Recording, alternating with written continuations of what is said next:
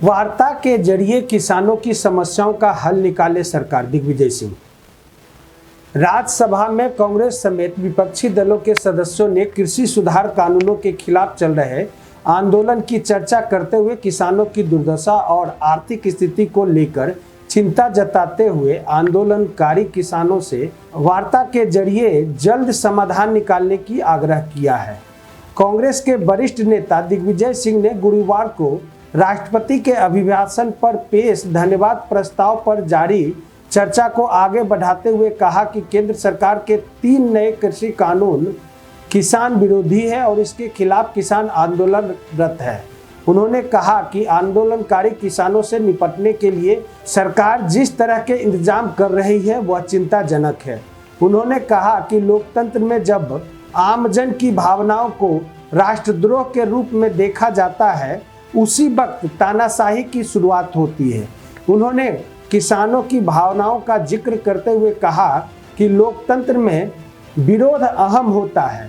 सरकार को वार्ता के जरिए किसानों की समस्याओं का अविलंब हल निकालना चाहिए। कांग्रेस नेता ने कहा कि उनकी पार्टी अपने चुनावी घोषणा पत्र में कृषि सुधार की बात कही थी, किंतु इसे आम सहमति से किया जाना था। उन्होंने कहा कि अगर सरकार कृषि कानूनों को पारित करने से पहले प्रवर समिति के समक्ष पेश की होती तो आज स्थिति ये नहीं होती। वहीं किसानों के मुद्दे पर योगी सरकार के मंत्री मोहसिन रजा ने एक बार फिर कांग्रेस को निशाने पर रखा। गुरुवार को शहीदों की याद में आयोजित चौड़ा चौरी शताब्दी समारोह के मौके पर मीडिया से बात करते हुए उन्होंने कहा कि कांग्रेस ने 60 वर्षों तक किसानों को कर्जदार बनाया और अब उसके नाम पर ड्रामा कर रही है।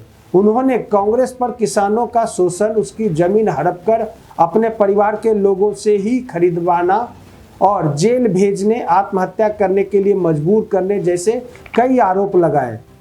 उन्होंने कहा कि कृषि प्रधान देश भारत में कांग्रेस ने छलने के सिवाय किसानों के लिए कुछ नहीं किया और आज उसके नाम पर भ्रम फैलाकर विदेशी षड्यंत्र कर ड्रामा कर रही है। उन्होंने कहा कि अब उनके इस ड्रामे से कुछ होने वाला नहीं है।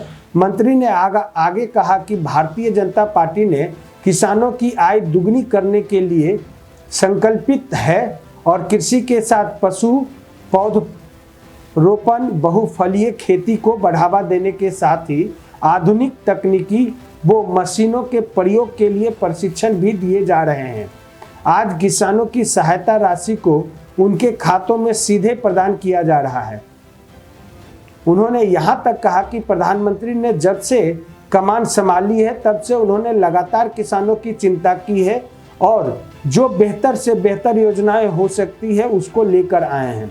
हमारी सारी संवेदना किसान भाइयों के साथ है, हमदर्दी है और हम उसके विकास के लिए और उनको आगे बढ़ाने के लिए काम कर रहे हैं। अभी के लिए इतना ही।